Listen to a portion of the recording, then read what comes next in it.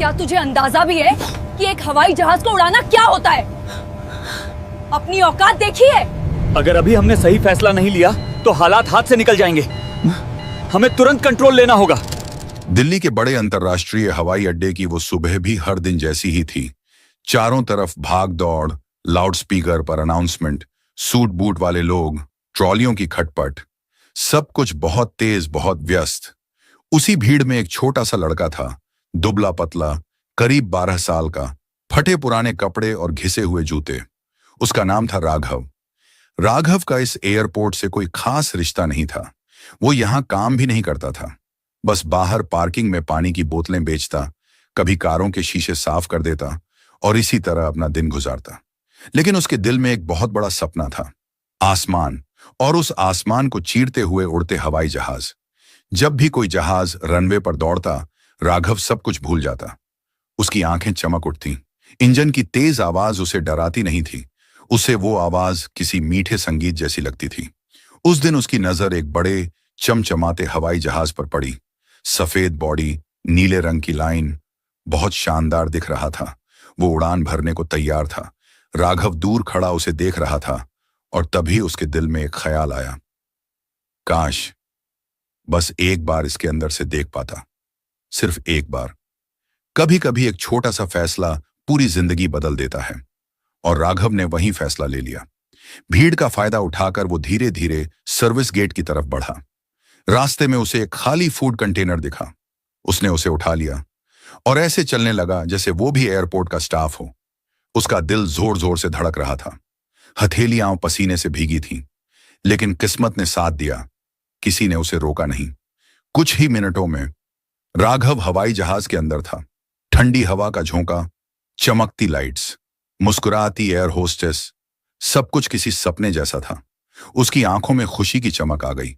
वो धीरे से पीछे की सीटों के पास गया और एक आधे खुले स्टोरेज कंपार्टमेंट में छिप गया। कुछ ही पलों में दरवाजे बंद हुए। जहाज रनवे पर दौड़ने लगा। इंजन की आवाज तेज होती गई और फिर जहाज जमीन से ऊपर उठ गया।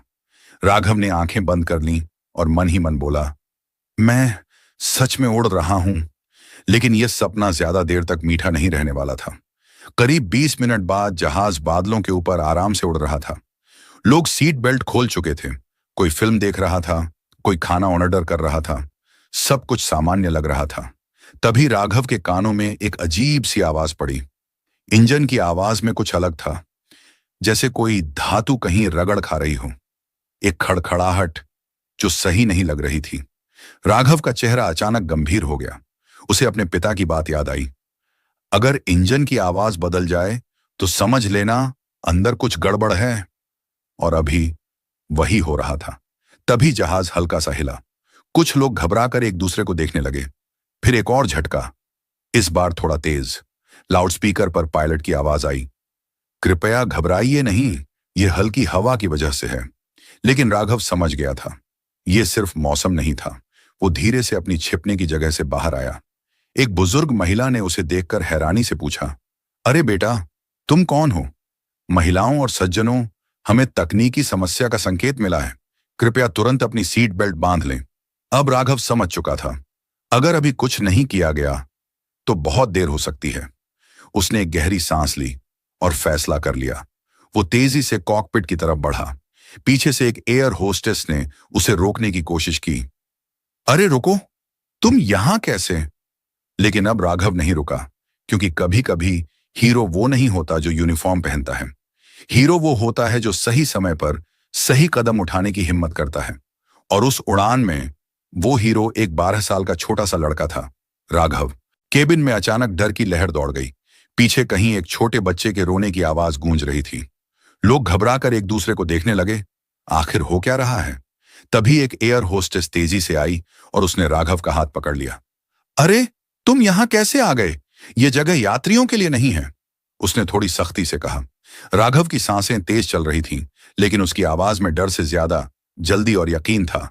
दीदी, राइट इंजन में दिक्कत है। उसकी आवाज बदल गई है। अंदर मेटल रगड़ रहा है।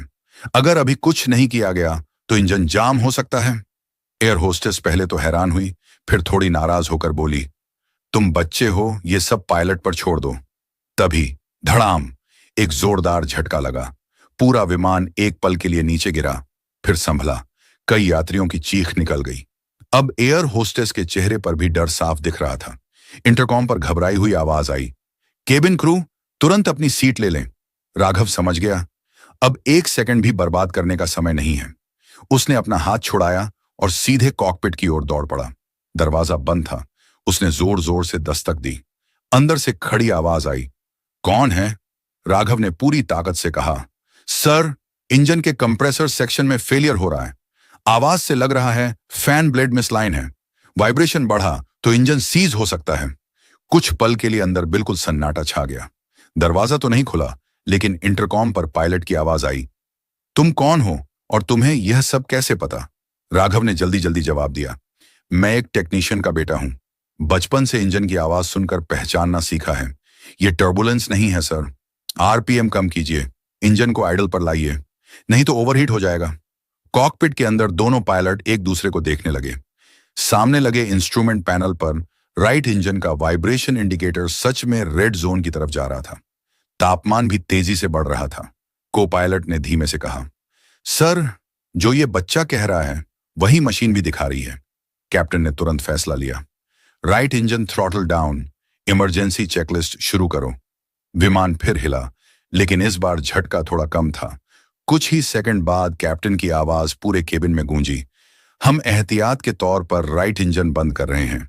विमान एक इंजन पर सुरक्षित उड़ सकता है, कृपया घबराएं नहीं। लेकिन खतरा अभी टला नहीं था।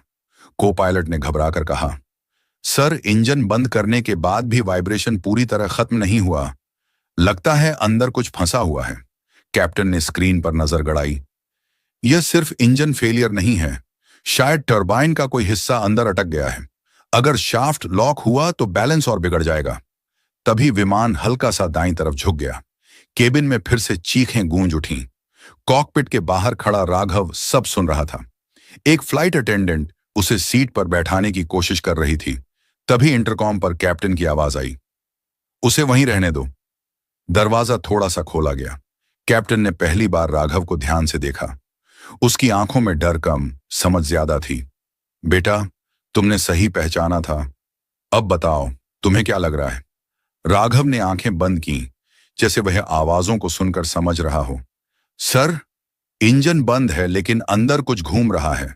कोई डीला पार्ट फंसकर रगड़ खा रहा है। अगर वो पूरी तरह लॉक हो गया तो झटका और तेज होगा। को पायलट बोला, सर, ओवरहीटिंग अभी भी ज्यादा है। इंजन में आग लगने का खतरा है। कैप्टन ने गहरी सांस ली। हम तुरंत इमरजेंसी लैंडिंग करेंगे। सबसे नजदीकी एयरपोर्ट कोलकाता। रेडियो पर आवाज गूंजी, mayday mayday mayday, flight SI 782, right engine failure और भारी वाइब्रेशन, इमरजेंसी लैंडिंग की अनुमति चाहिए। अब विमान धीरे धीरे बादलों को चीरता हुआ नीचे उतरने लगा। दूर शहर की हल्की हल्की रोशनी दिखाई देने लगी। राघव ने धीरे से कहा, सर, लैंडिंग के वक्त स्पीड कम रखिए। अगर जोर का झटका लगा तो डीला हिस्सा और हिल जाएगा। कैप्टन ने उसकी तरफ देखा। तुम्हारी उम्र क्या है?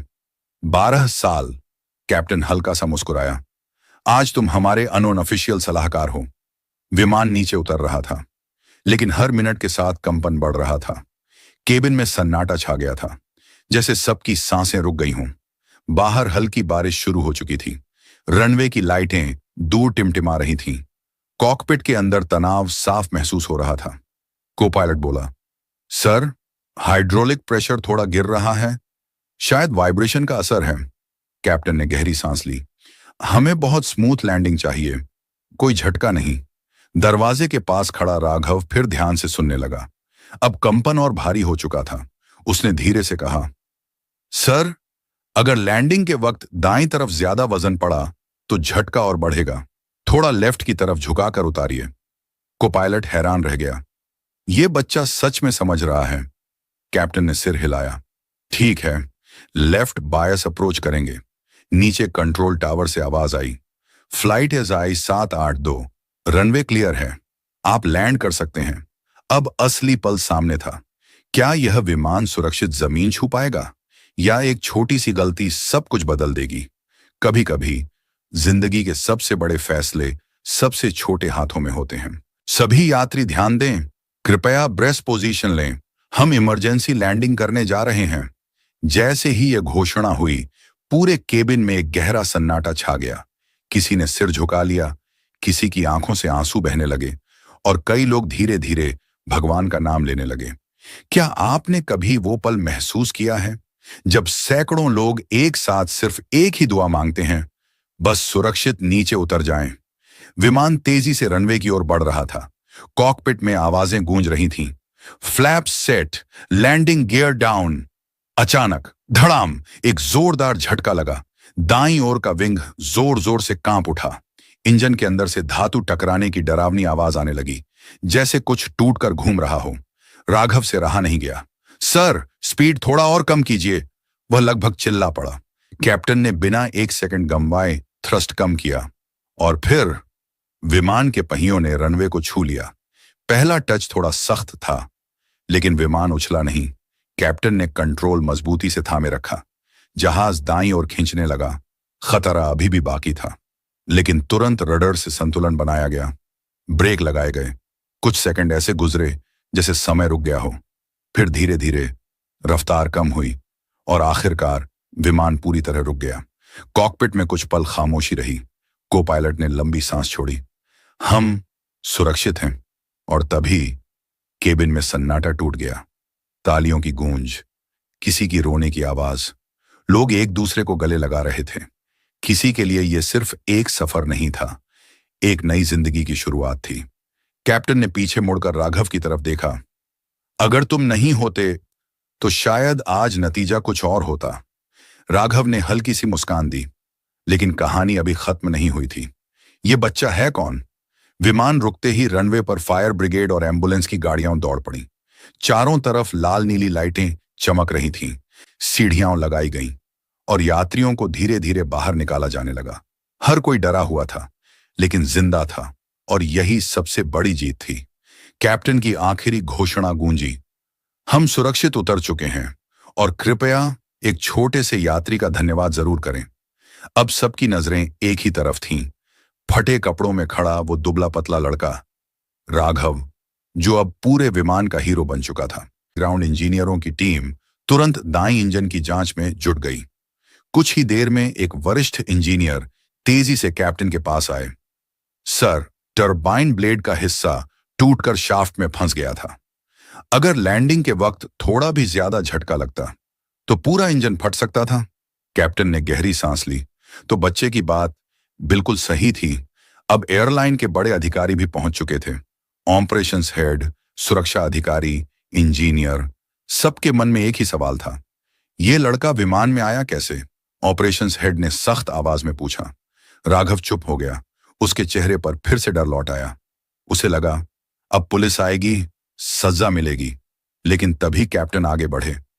पहले यह समझ लीजिए, अगर यह बच्चा चुप रहता तो आज 180 लोग खतरे में होते। कुछ ही देर में मीडिया भी पहुंच गई। कैमरे चमकने लगे। यही है वो बच्चा जिसने पायलट को चेतावनी दी। राघव असहज हो गया। उसने सिर झुका लिया। तभी एक बुजुर्ग इंजीनियर धीरे धीरे उसके पास आए। उनकी आंखों में अनुभव था और चेहरे पर अपनापन। उन्होंने प्यार से पूछा, बेटा, तुम्हें इंजन की आवाज पहचानना किसने सिखाया? राघव ने धीमे से कहा, मेरे पापा, वो एयरपोर्ट पर काम करते थे। कहते थे मशीन झूठ नहीं बोलती, बस उसकी भाषा समझनी चाहिए। इंजीनियर एक पल के लिए ठिठक गए। तुम्हारे पापा का नाम? राघव ने याद करने की कोशिश की। शायद मोहन। इंजीनियर का चेहरा बदल गया। मोहन कुमार? क्या तुम मोहन कुमार के बेटे हो? राघव हैरान रह गया। उसे समझ नहीं आया। पर अब उसकी जिंदगी का अगला मोड़ सामने था। उस इंजीनियर का नाम था श्रीनिवास अय्यर। उन्होंने धीरे धीरे कहा, मोहन कुमार हमारे सबसे बेहतरीन ग्राउंड इंजीनियर थे। 5 साल पहले एक हादसे में वो वापस नहीं लौटे, लेकिन उन्होंने आखिरी पल तक कोशिश की। कई लोगों की जान बचाई थी। राघव की सांस रुक सी गई। हादसा, उसकी यादों में धुंधली तस्वीरें उभरने लगीं। एक वर्कशॉप, तेल और मशीनों की गंध, और एक आदमी जो उसे कंधे पर बैठाकर कहता था, सुनो राघव, इंजन अगर खुश है तो उसकी आवाज सीधी होती है, और अगर दुखी है तो कराहता है। राघव की आंखों से आंसू बह निकले। मुझे याद है, पापा यही कहते थे। अय्यर ने कैप्टन की ओर देखा। सर, अगर ये मोहन का बेटा है तो हैरानी की बात नहीं कि इसने आवाज पहचान ली। तभी सुरक्षा अधिकारी आगे बढ़े। लड़का बिना टिकट विमान में चढ़ा है, नियम के अनुसार कार्रवाई करनी होगी। राघव का चेहरा पीला पड़ गया। वो एक कदम पीछे हट गया, लेकिन इस बार कैप्टन की आवाज और भी सख्त थी। कार्रवाई बाद में देखेंगे, पहले ये देखिए, इस बच्चे ने 180 लोगों की जान बचाई है। कभी कभी नियम जरूरी होते हैं, लेकिन कुछ पल ऐसे होते हैं जब इंसानियत, हिम्मत और सही फैसला सबसे ऊपर होते हैं। और उस दिन उस रनवे पर एक 12 साल के छोटे से लड़के ने सबको यही सिखा दिया। कुछ यात्री अब भी रनवे के किनारे खड़े थे, शांत लेकिन भीतर से हिल चुके। तभी भीड़ में से एक महिला आगे बढ़ी। उसकी आवाज में कंपन था, मगर शब्द साफ थे। अगर ये बच्चा नहीं होता तो शायद हम आज यहां खड़े भी नहीं होते। इसे सज्जा नहीं, सम्मान मिलना चाहिए। एक आवाज उठी, फिर दूसरी, और देखते ही देखते कई लोग उसके समर्थन में बोलने लगे। इसे इनाम दो, इसे पढ़ने का मौका मिलना चाहिए, ये हीरो है। राघव यह सब सुनकर हैरान था। अभी कुछ देर पहले तक वह डर से कांप रहा था। उसने धीमे से पूछा, मुझे जेल तो नहीं भेजेंगे? श्रीनिवास अय्यर मुस्कुरा पड़े। नहीं बेटा, आज नहीं। ऑपरेशंस हेड ने भी गहरी सांस लेकर कहा, फिलहाल कोई पुलिस केस नहीं होगा, लेकिन हमें इसकी पूरी जानकारी चाहिए। राघव ने धीरे से सिर हिलाया। उसे अंदाजा भी नहीं था कि यह दिन सिर्फ एक साहसी घटना नहीं, बल्कि उसकी जिंदगी का नया अध्याय बनने वाला है। रात काफी हो चुकी थी, लेकिन एयरपोर्ट अब भी जाग रहा था। बाहर मीडिया इंतजार कर रही थी, इंजीनियर इंजन की जांच में लगे थे, और अंदर एक छोटे से कमरे में राघव चुपचाप कुर्सी पर बैठा था। उसके सामने कैप्टन, अय्यर और एयरलाइन के अधिकारी बैठे थे। अय्यर ने नरमी से पूछा, राघव, तुम्हारे घर में कौन है? राघव ने नजर झुका ली। कोई नहीं, मां बहुत पहले चली गई, और पापा के हादसे के बाद सब बदल गया। मैं स्टेशन के पास रहने लगा। कमरे में कुछ पल सन्नाटा रहा। कैप्टन आगे झुके। आज तुमने सिर्फ बहादुरी नहीं दिखाई, तुमने समझदारी दिखाई। जो ट्रेनिंग लोगों को सालों में मिलती है, वो तुम्हें सुनकर समझ आई। ऑपरेशंस हेड ने इस बार नरम स्वर में कहा, हम तुम्हें सजा नहीं देंगे, लेकिन एक शर्त है। राघव का दिल धड़कने लगा। क्या तुम पढ़ाई करोगे सही तरीके से? अगर तुम्हें सच में विमानों से प्यार है तो इंजीनियर बनो, छुप कर नहीं, खुले आसमान में उड़ो। राघव की आंखें चमक उठी। क्या मैं सच में पढ़ सकता हूं? अय्यर ने मुस्कुराकर कहा, हम तुम्हारी पढ़ाई और रहने का पूरा इंतजाम करेंगे। इसे तुम्हारे पिता मोहन की विरासत समझो। बस यही वो पल था जब राघव टूट कर रो पड़ा, लेकिन इस बार दर्द से नहीं, उम्मीद से। कुछ ही दिनों में एयरलाइन की आधिकारिक घोषणा आई। फ्लाइट SI 782 की सुरक्षित लैंडिंग में एक साहसी बच्चे की सूझबूझ का अहम योगदान रहा। राघव को सम्मानित किया गया, लेकिन उससे भी बड़ा इनाम था स्कूल में दाखिला। पहली बार उसने नई यूनिफॉर्म पहनी, पहली बार उसके हाथ में किताबें थीं, और पहली बार उसकी जेब में डर नहीं, सपना था। जो लड़का कभी छुपकर विमान में चढ़ा था, अब वही खुले तौर पर एविएशन की पढ़ाई कर रहा था। सालों बाद समय बीत गया। उसी एयरपोर्ट पर एक दिन एक युवा इंजीनियर रनवे के पास खड़ा था। वह ध्यान से इंजन की आवाज सुन रहा था, ठीक उसी तरह जैसे कभी एक छोटा बच्चा सुनता था। उसकी वर्दी साफ थी, चेहरा आत्मविश्वास से भरा हुआ। एक सहकर्मी ने पूछा, सब ठीक है? उसने हल्की मुस्कान के साथ जवाब दिया, हाँ, इंजन खुश है। उसका नाम था राघव मोहन कुमार। अब वह छुपकर नहीं, अपने नाम से, अपनी पहचान से हर उड़ान की सुरक्षा संभाल रहा था। उस दिन की इमरजेंसी लैंडिंग सिर्फ एक विमान को बचाने की कहानी नहीं थी, वह एक बच्चे के सपनों की उड़ान की शुरुआत थी। और अगर आपके पास भी कोई सपना है तो उसे छुपाइए मत, उसे पहचानिए, उस पर काम कीजिए, क्योंकि कौन जाने आपकी उड़ान कितनों की जिंदगी बदल दे। अगर आपको राघव की यह कहानी दिल से छू गई हो तो इसे आगे जरूर शेयर करें। और हाँ, आप किस शहर या गांव से हैं, कमेंट में जरूर लिखिए, क्योंकि प्रेरणा की उड़ान हर जगह तक पहुंचनी चाहिए।